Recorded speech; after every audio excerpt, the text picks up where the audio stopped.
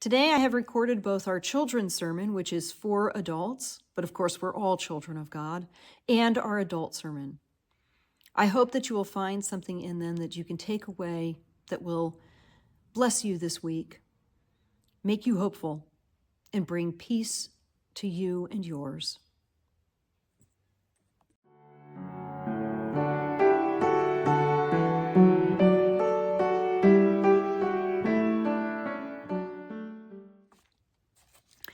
Today is one of those days where I wish we actually had a media screen in our church. Now, I know some of you might think that it would be a really good idea. We could have hymns on the screen like other churches, but others might say, oh my goodness, that's way too forward thinking. It's not who we are. It's not traditional. It's not what this church is about.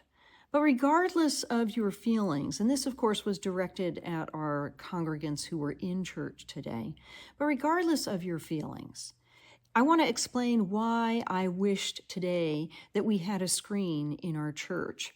And that was because of, instead of introducing the sermon this way by using words and talking about it, I could simply share with you a scene or two from the movie Night at the Museum. Now, if you've never seen the movie Night at the Museum, it's a very good movie, even for adults. And in that movie, like in most museums, there are a variety of exhibits that trace mankind's history, according to historians and science. In the movie, there are multiple scenes with miniatures. So there's Octavius, who leads the Roman army, and there's Jedediah, who features prominently as one of the cowboys from the West. And there are also full-size Civil War soldiers from the North and the South. And when the museum comes to alive at night, all of the miniatures and even the full-size soldiers come alive and they start fighting. So there are catapults, swords, guns, bows and arrows, and everyone is battling. And then meanwhile, there are dinosaurs running around, and of course, Attila the Hun with his warriors looking for people to beat up or worse, and cavemen trying to discover fire. So in short, it's complete pandemonium. And the reason I wanted to show you, the congregants, those watching this, maybe you can find the clip on YouTube. The reason I wanted to show you one of those scenes is because verse 22 from our Jeremiah reading this morning, basically when I read that, it caught my eye and it made me think, what does God see right now when God looks down from the heavens on us? And that verse 22 says, "For my people are foolish. They do not know me. They are stupid children. They have no understanding. They are skilled in doing evil, but do not know how to do good."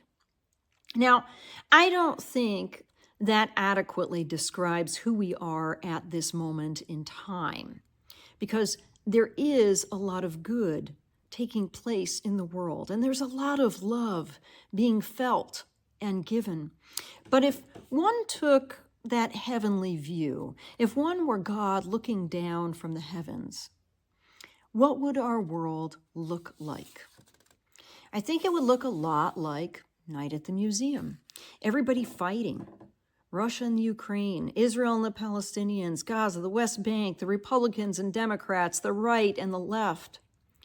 Everybody having an opinion about everything, from the proper size of yachts and ownership of private jets to how many subscribers someone needs to distinguish themselves from the ordinary and be declared an influencer in the headline that announces their untimely death.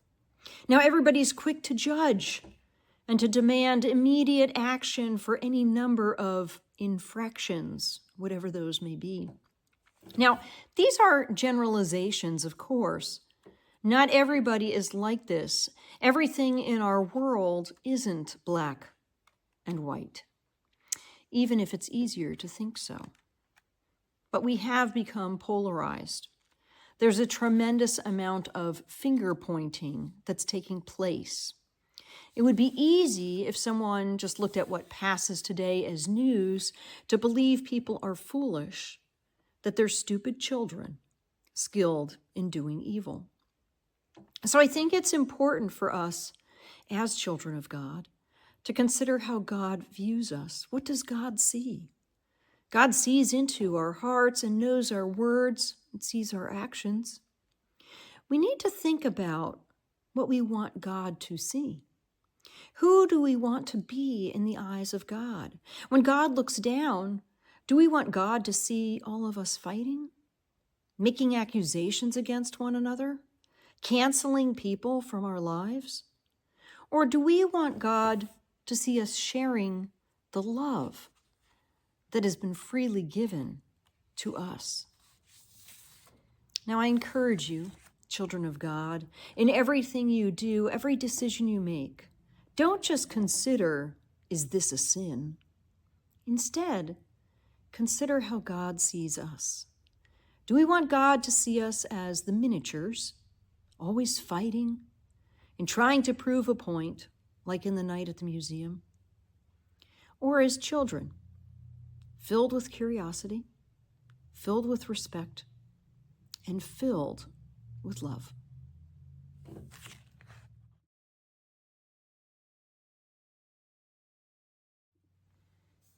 There are a lot of things that if we lose them, we will go looking for them. If we lose our keys, which is something I don't do regularly these days, but used to do quite frequently, we're going to look for them. And that's because they're a necessity. If we lose the key to our lawnmower, for example, we can't mow our lawn. Now, in the North Country, that wouldn't be a big issue, particularly towards the latter part of the summer because it's been so dry. But most of the time, it would be an issue, especially in the summer. If we lose our keys, of course, we can't drive.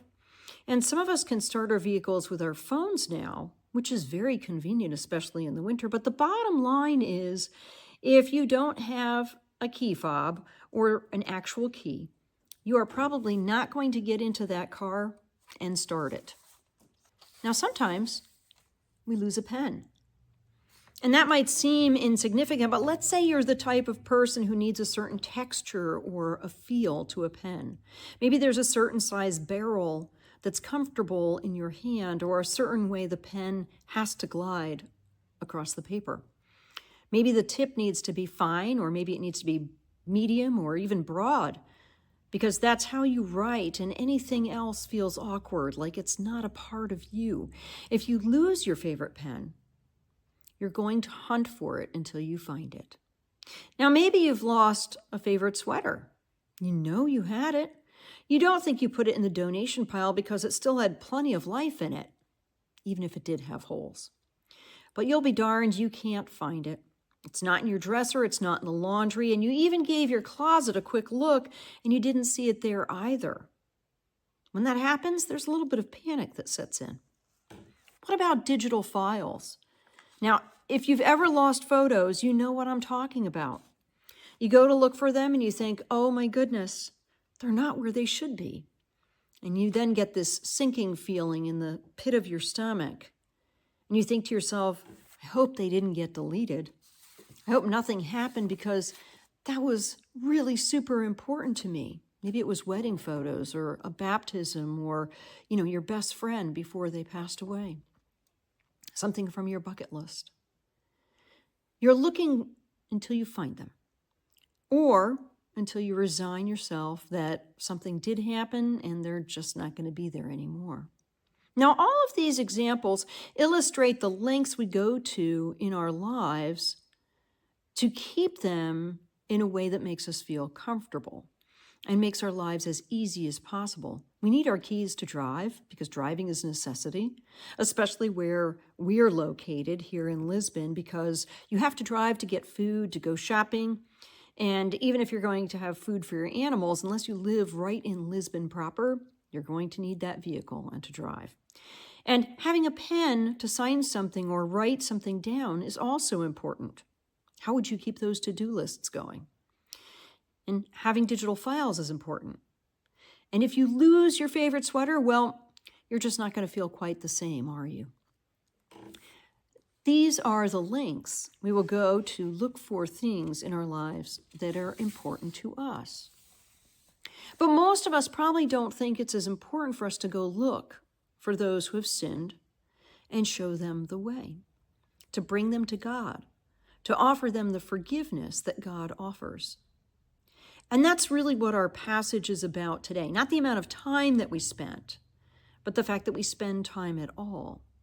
It's about the importance of the sinner, the importance of repentance, and how incredibly important it is when that sinner comes to God, when that sinner finds God and says, I repent of my sins, because that's when all the heavens rejoice. Now picture this. The moment someone truly repents, there's an explosion of celebration in heaven. There's angels dancing, music filling the air, God himself beaming with joy. And that's because somebody has acknowledged their wrongdoings wholly and completely from their heart to the only one who can offer forgiveness. And what a joy that is. What I find interesting in this passage is that the Pharisees and scribes were grumbling, and they were saying, Jesus welcomes sinners and eats with them. How dare he do that? It's beneath him to even be associated with sinners. And of course, the Pharisees and scribes considered it beneath them to be associated with sinners. They were trying to hold themselves up as high and mighty, weren't they? We are so righteous. That's really what they were saying. But the point of Jesus' parables is this. Those who think they're righteous, well, good luck with that. It's the sinners who are important. And if the Pharisees had said, oh gosh, we made a mistake. We have sinned by casting sinners in a poor light, by not loving them, by not acknowledging them, by not being with them in their time of need, that would have been a reason for heaven to throw a party. So here's the question that haunts me. If we'll tear our house apart looking for our keys, if we'll spend hours searching for lost photos, if we'll drive all over town looking for that perfect pen, what are we doing to seek the people lost right here in our community? And of course, this could be our community here in Lisbon. It could be your community where you live. But what are you doing to seek the lost people? When's the last time that you invited someone to church or to watch one of the recordings of the sermons from our church? When's the last time that we showed the radical welcome, that kind of welcome that made the Pharisees uncomfortable, to somebody who was a sinner? Now, friends, somewhere in our community, in your community today, there is someone who feels lost, forgotten, written off. And they're waiting for someone to notice they're missing.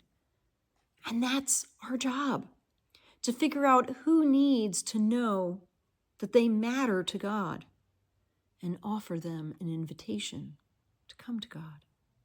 Because when they find their way home, maybe through your kindness or your invitation or your love, then all of heaven will throw a party. The angels will celebrate, God will rejoice, and you'll have been part of the greatest search and rescue mission of all. And that is bringing home what was lost, bringing home that single sheep. Now, the question so here's a question for you. Don't you want to be part of causing that kind of joy? I hope you do. And I also hope that you have a blessed week this week. Take care, and I'll see you next week.